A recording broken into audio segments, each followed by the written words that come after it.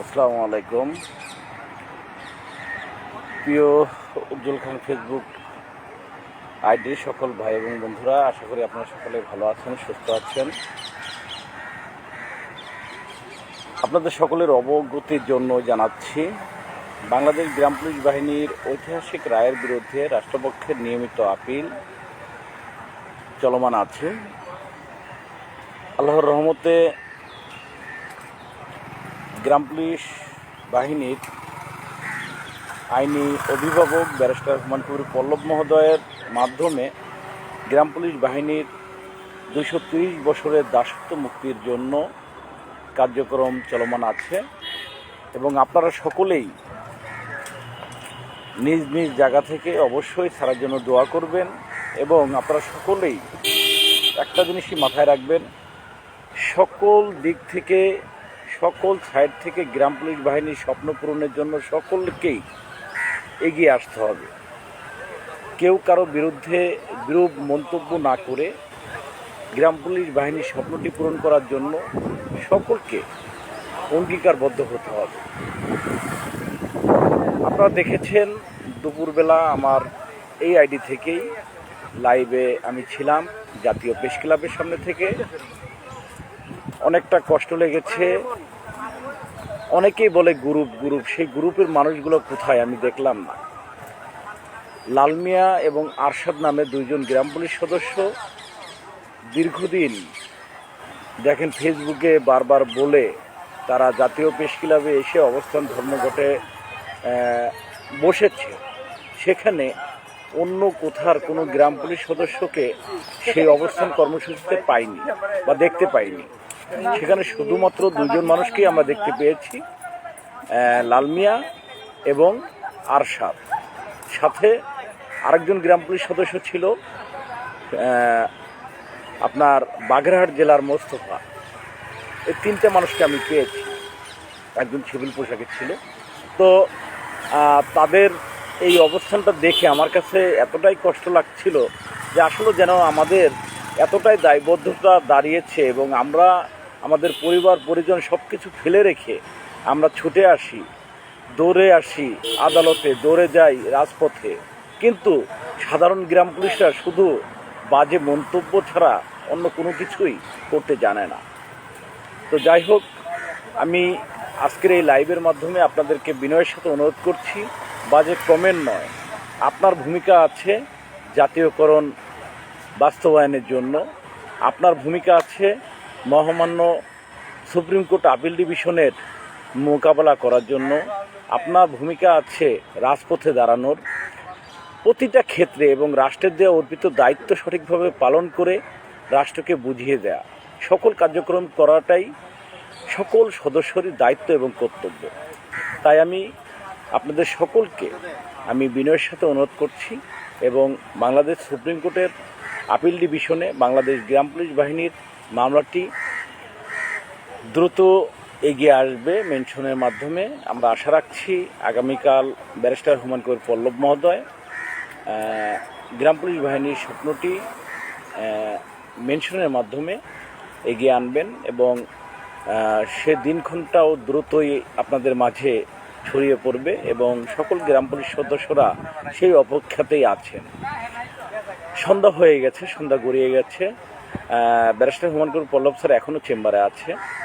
আমি শুধুমাত্র আপনাদের অবগতির জন্যই এই ছোট্ট একটি লাইভে, সংক্ষিপ্ত লাইভে এসে আপনাদেরকে অবগত করছি। আপনারা সকলেই আশ্বস্ত থাকবেন, আশ্বস্ত থাকতে পারেন। গ্রাম পুলিশের স্বপ্ন অবশ্যই পূরণ হবে মহামান্য আদালতের ঐতিহাসিক রায়ের মাধ্যমে এবং সুপ্রিম কোর্টের আপিল ডিভিশনের মাধ্যমে। আমি শতভাগ আশ্বস্ত। তো গ্রাম পুলিশের স্বপ্ন পূরণের জন্য যেমন আদালতে কাজ চলছে, তেমন মাঠ পর্যায়েও আন্দোলনের প্রয়োজন আছে বলে আমি মনে করি। যেহেতু আদালতের মামলা পরিচালনা কমিটির সভাপতির দায়িত্বে আছি, যে কারণে আমি আন্দোলনে কোনোভাবেই বসতে পারি না এবং আমাদের আইনজীবীদের যে পরামর্শটা আছে সে পরামর্শের জায়গা থেকে আমি অবশ্যই আদালতের পারপাছে আমি কার্যক্রম অব্যাহত রেখেছি। আর মাঠ পর্যায়ে আপনারা কাজকর্ম করবেন, অবশ্যই পাশ থেকে আপনাদের সহযোগিতার যেটা প্রয়োজন সেটা আমি করব। আপনাদের যে আহ্বানের প্রয়োজন আছে, যেটার প্রয়োজন আছে, আপনারা অনেকে আমাকে রিকোয়েস্ট করেছেন, ফোন দিয়েছেন, বলেছেন। তো আপনাদের সকলের মতের জায়গা থেকে আমি যেমন একটি পরামর্শ লাল মিয়াকে আজকে দিয়ে এসেছি যে ব্যানারের মাঝে যে লেখাগুলো আছে সেখানে এক দফা এক দাবি গ্রাম পুলিশের চাকরি জাতীয়করণ, মহামান্য হাইকোর্টের রায় বাস্তবায়ন, এই শব্দটা যাতে ব্যানারের মাঝে সে রাখে এবং আগামীকাল থেকে যেন ব্যানারগুলো এক দফার দাবিতে থাকে এই এবং মহামান্য হাইকোর্টের রায়টি বাস্তবায়নের কথাটি উল্লেখ থাকে, তাহলেই আমাদের আন্দোলনটির মুখপত্র বিষয়টা সহজ হয়ে যাবে। অনেকেই ফেসবুকে বলেন এবং কোনো সাংবাদিকের সামনে যদি সাংবাদিকরা প্রশ্ন করে সেখানে তারা কথা বলতে পারে না, তারা একটা কথাই বলে যে আমাদের স্কেল দেন, জাতীয় স্কেল। আসলে জাতীয় স্কেল জাতীয়করণ এক বিষয় নয়, আমরা জাতীয়করণ চাই। আর জাতীয় বেতন স্কেল বিষয়টা সম্পূর্ণ ভিন্ন আঙ্গিক। তো মহামান্য হাইকোর্টের রায়টির মাধ্যমে আমাদের যে জাতীয়করণের দাবিটা, সেই দাবিটা সব জায়গা একটি দাবি যখন আমরা সোচ্চার হব, সকল নেতৃবৃন্দর প্রতি বলছি, আপনারা সকলেই আপনাদের ভাষাগত কিছু বিষয়গুলোকে চেঞ্জ করবেন। আপনারা বিভিন্ন সময়ে ফেসবুকে লেখেন জাতীয় বেতন স্কেল, এই জাতীয় বেতন স্কেল শব্দটা আপনারা কোথাও ব্যবহার করবেন না। আপনারা প্রতিটা জায়গায় জাতীয়করণ শব্দটা ব্যবহার করবেন। গ্রাম পুলিশের চাকরি জাতীয়করণ চাই, এক দফা এক দাবি। এই এক দফা এক দাবিতে যখন সবাই সোচ্চার থাকবে তখন আমি আশা রাখি সেটার ফলাফল খুব শীঘ্রই আমরা ভোগ করতে পারব। আশা রাখি আমার কথাগুলো বুঝতে পেরেছেন এবং আগামীকালের ভালো কিছু আশা নিয়েই আমি আজকের এই সংক্ষিপ্ত লাইভ থেকে বিদায় নিচ্ছি। কারণ যদিও রিট কমিটির যে পেজটি আছে সেখান থেকে লাইভ করার কথা থাকলেও আমি সেখানে আমি কোনো লাইভ করিনি, যদিও লাইভের কোনো ঘোষণা নেই।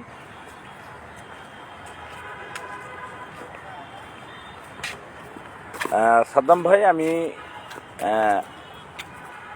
গত সপ্তাহে দেখেছেন আমি মামলার লিস্টের অর্থাৎ বাংলাদেশ সুপ্রিম কোর্টের ওয়েবসাইটের যে তালিকা, সেই তালিকাটা প্রকাশ করার পরে বিভিন্ন গ্রাম পুলিশ সদস্যদের ভিত্তিহীন কিছু কমেন্ট দেখার পর থেকে আমি নিজে সিদ্ধান্ত নিয়েছি সোশ্যাল মিডিয়া, ফেসবুকে আর গ্রাম পুলিশ বাহিনীর আপিল মামলাটি কত নম্বর সিরিয়ালে আছে সেটা আর প্রকাশ করব না।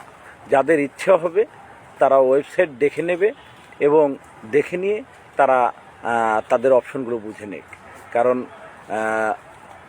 যখনই সকলের অবগতির জন্যই আমি জানাইছি, সেক্ষেত্রে আমি বেশিরভাগই ভিন্ন আঙ্গিকে কমেন্টগুলো পেয়েছি।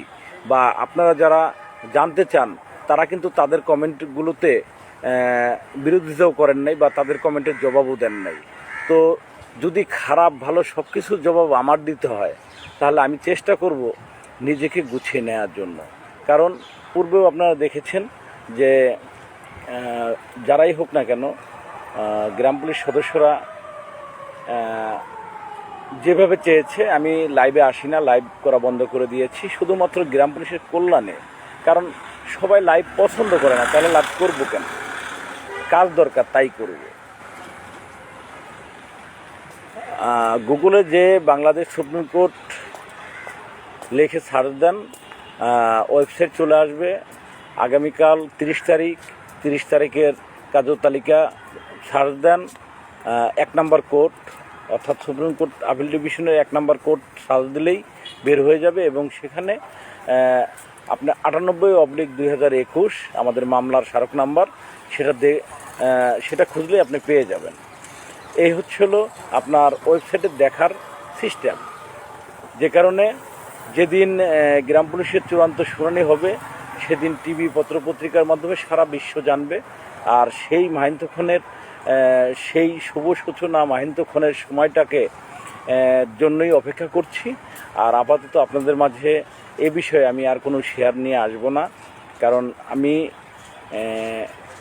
চেষ্টা করি নিজের মাধ্যমে এবং আইনজীবীদের মাধ্যমে নিজের কার্যক্রমটা সঠিকভাবে পরিচালনা করার জন্য, কিন্তু আপনাদের বিভিন্ন মতামতের কারণে মনটা অনেক ভারী হয়ে যায়। কারণ আপিল মামলা মোকাবেলার জন্য আপনারা জানেন টাকা ছাড়া কোনো কিছু হয় না। আজকে আমি ঢাকায় আছি, টাকা ছাড়া কিন্তু আসতে পারি নাই, গাড়িওয়ালারা আমাকে ফিরিয়ে আনে নাই, টাকার বিনিময়ে আমাকে কিন্তু এনেছে, ভাড়া দিতে হয়েছে, আমি এসেছি, খাবার কিনে খেতে হয়েছে এবং বাড়িতে যাব যে তখনও কিন্তু গাড়ি ভাড়া দিয়েই আমার যেতে হবে। তো সব মিলিয়ে একটি কথাই বলবো, যদি সহযোগিতা করতে না পারেন বাজে মন্তব্য থেকে বিরত থাকুন। গ্রাম পুলিশ ভাইদের প্রতি আমি বিনয়ের সাথে অনুরোধ করছি, সোশ্যাল মিডিয়া ফেসবুকে কখনোই কেউ বাজে কমেন্ট করবেন না। কারণ একজন গ্রাম পুলিশ সদস্য একজন গ্রাম পুলিশের ভাই হতে পারে, কিন্তু সে কখনোই শত্রু নয়। তো গ্রাম পুলিশ সদস্য হয়ে আপনি একজন গ্রাম পুলিশ সদস্যর আইডিতে গিয়ে তার পোস্টে বাজে কমেন্টগুলো করেন, সেটাকে একটা কর্মযজ্ঞ নষ্ট করে দিতে পারে, শেষ করে দিতে পারে, সেদিকে আপনারা খেয়াল করেন না। তো আজকে দেখেন আদালতের কার্যক্রম নিয়ে পূর্বেও যেমন ছিলাম এখনও আছি, এবং লাল মিয়া আমার একটা ভাই। আমি কিন্তু দেখেন জাতীয় প্রেস ক্লাবে গিয়ে আপনাদেরকে সে আহ্বানটা করেছি, কারণ কি তা জানেন? আমি কোনো দল চিনি না, আমি কোনো গোত্র চিনি না, আমি একটা জিনিসই চিনি, বাংলাদেশ গ্রাম পুলিশ সদস্য সকলে ভাই ভাই। আর গ্রাম পুলিশের স্বপ্ন পূরণের জন্য সকলকেই ঐক্যবদ্ধভাবে এগিয়ে আসার বিকল্প নেই। আশা রাখি আমার কথাগুলো বুঝতে পেরেছেন। আর যদি আমার কথার ভাষায় কেউ মনে কষ্ট পেয়ে থাকেন অবশ্যই অবশ্যই ক্ষমা দৃষ্টিতে দেখবেন।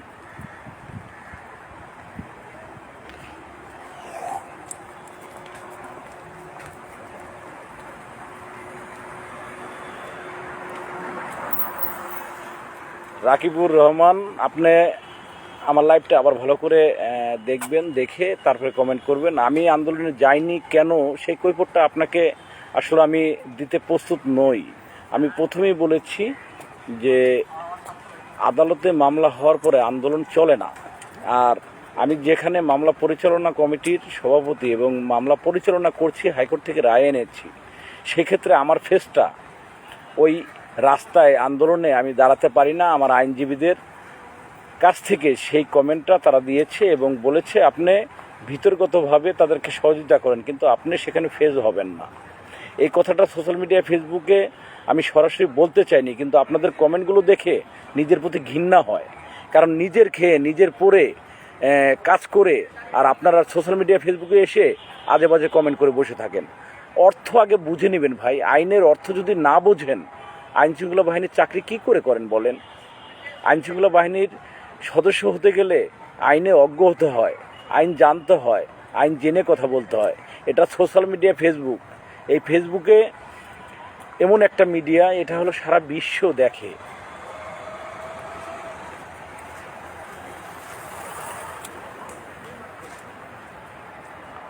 আপনি কি কষ্ট পেলে আমার করা কিছু নাই ভাই। আমি অবশ্যই সেখানে গিয়েছিলাম এবং আমার আইডি থেকে ভালো করে দেখেন গ্রাম পুলিশের আহ্বানটা আমি উজ্জ্বল খান করেছি, আপনি করেন নাই। আপনি আমাকে ভালোবাসেন না বাসেন সেটা কোনো সাবজেক্ট না। লাল মিয়ার অসহায়ত্ব দেখে ওরা দুইটা লোক ওখানে বসে আছে, আমি উজ্জ্বল খান যে গ্রাম পুলিশদের আহ্বান করেছি, আমি উজ্জ্বল খান। তা আমি ওখানে যেতে বসবো না, কারণ আইন এটা আমাকে রাইট দেয় না, যে কারণে আমি ওখানে বসবো না। কারণ এই মামলাটার রায় আনতে অনেক কষ্ট হয়েছে ভাই। রায়টা কিন্তু অন্য কেউ আনেনি, যে কারণে অন্যরা অন্য লাইনে যেতে পারে, আমি যেতে পারি না। কেউ যদি বুঝে না বোঝার মতন করে তাহলে আমার আর কোনো কিছুই বলার নেই ভাই। আপনাদের জ্ঞানটা যে কতটা সূক্ষ্ম, কতটা আমি আপনাদের কথার ভাষাগুলোতে বুঝে গেছি। যাই হোক, সন্ধ্যা হয়ে গেছে, অনেক সন্ধ্যা হয়ে গেছে, আর হয়তোবা লাইভে সময় নেব না। সকলে ভালো থাকেন, সুস্থ থাকেন, আর আমার কথায় কেউ কষ্ট নেবেন না। রাকিব ভাই, আপনার মনে কষ্ট নেবেন না। অবশ্যই ভুল থেকেই মানুষের শুধরে নিতে হয়। ভুলগুলো থেকে অনেক কিছু বোঝার আছে। তো আপনি যেহেতু কমেন্টগুলো ডিলিট করে দিয়েছেন, আমি মাত্র দেখলাম। তো যাই হোক রাকিব ভাই, আশা করি আপনি আপনার ভুল বুঝতে পেরেছেন। এবং সোশ্যাল মিডিয়া ফেসবুকে অনেক কিছুই বলা যায় না ভাই। সবাই যদি আমরা এই জিনিসটা বুঝি তাহলেই দেখবেন যে যারা কাজ করে তারা উৎসাহিত হয়। তো আমাদের কাজে উৎসাহিত যদি না করতে পারেন, কিন্তু নষ্ট করতে পারেন না, আমাদের কাজের মন মানসিকতা নষ্ট করতে পারেন না। সকলকে ধন্যবাদ। আব্দুর রহমান ভাই,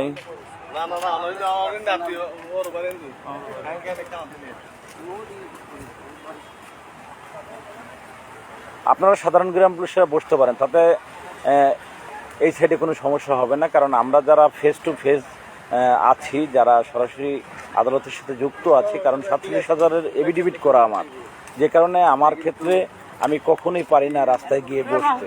তারপরেও কিন্তু আমি আজকে এই অবস্থান ধর্মঘটের লালমিয়া এবং আরশাদ বসেছিল, তাদের কাছে গিয়ে বেশ কিছু সময় দিয়েছি। আরশাদ আমাকে পান খাইয়েছে এবং মোস্তফা সে আমাকে শরবত খাইয়েছে, এবং লালমিয়া সাথে বসে কিছু কথা বলেছি এবং একটা লাইভও দিয়ে দিয়েছি, আপনাদেরকে আহ্বানও করে দিয়েছি। তো যেটা আমার করা উচিত হয়নি, আমার পল্লব স্যার ডাইরেক্টলি বলেছিল যে আপনি লাইভ দিলেন কেন, আপনার আইডিটা অনেক আইনজীবীদের ফলো থাকে এবং ইস্যুদের ফলো থাকে, আপনি এই কাজটা করতে পারেন না। তো তারপরও আমি সরি বলছি, স্যার ভুল হয়ে গেছে। তো ভুল হলেও যাই হোক, সকলে ভালো থাকবেন। অনেক কথাই আছে, অনেক কিছুই বলার ছিল। তো আসলে এই পরিস্থিতিতে আসলে বলা ঠিক নয়, তবে এগিয়ে যাক বাংলাদেশ, এগিয়ে যাক গ্রাম পুলিশ বাহিনী, সেই স্বপ্ন বুকে নিয়েই আমাদের পথ চলা। সকলে ভালো থাকুন, সুস্থ থাকুন। আল্লাহ হাফেজ। আসসালামু আলাইকুম।